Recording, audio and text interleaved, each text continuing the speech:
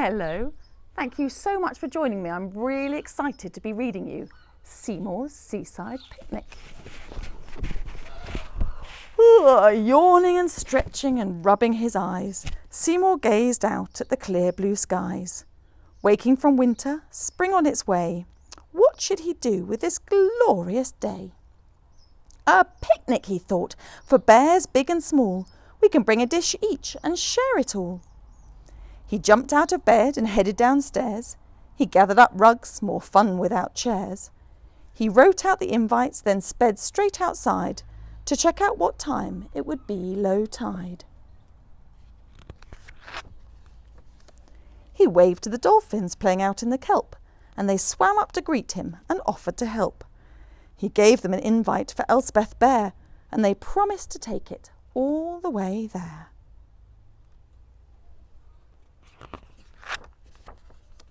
Many more invites he sent far and wide, by gull post and seal mail and out on the tide. He watched as they turned and went on their way, and hoped that his friends would be able to play. Now time to find oysters and cockles and clams, and different seaweeds for jellies and jams. On receiving their invites, his friends were delighted. The first little hawk was very excited. Rockies arrived while he dozed on the slip, sat in the sunshine after a dip. Across the wide water and into the shore, Archies bobbed gently right up to his door. He skipped up the path and then nearly fell flat as he tripped over Moggy, his scruffy black cat. On opening his, Monty hoisted his flag and sprinted upstairs to start packing his bag. Henris was next. It got dropped by his fort, while Hammy's wet laundry ensured hers was caught. When Bee got hers, she was busy daydreaming, but decided at once to make donuts with cream in. Corby was thrilled to receive Seymour's note, and she raced to set off in her small sailing boat. She stopped off for Obie, so now there were two, and then Rocky joined in, making 3 in their crew. They cast off their lines as the wind blew them there, putting in fish for their bear friends to share. Archie made syrup from rosehips he stored. He knew it was something that Seymour adored, while Gro, who had quite a journey to make, tucked in his basket some lavender cake.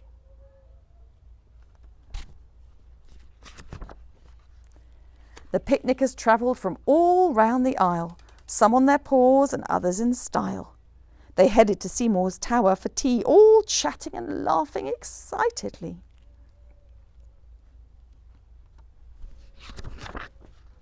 Seymour poured tea into big steaming mugs while they laid out the things they had brought on the rugs. Together it made a most wonderful spread, the cakes and the fruit, the fish and the bread. They ate so much they became quite dozy, and wandered inside to get warm and cosy. They washed and scrubbed plates until everything shone, and then, when the last ray of sunlight had gone, settled themselves in armchairs to chat, Elspeth curled up with Seymour's old cat. Corby told tales of setting the lights, ensuring they flashed through cold winter nights. Hammy of stirring black butter for hours, Elspeth recalling the Battle of Flowers. Henry talked of golfers out on his course, Gro of cheering his favourite horse. They talked on and on until the candles burnt low, none of them wanting to get up and go.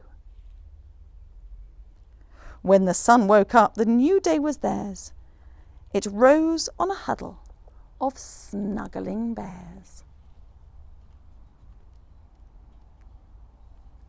Thank you so much for joining me. I hope you really enjoyed Seymours Seaside Picnic.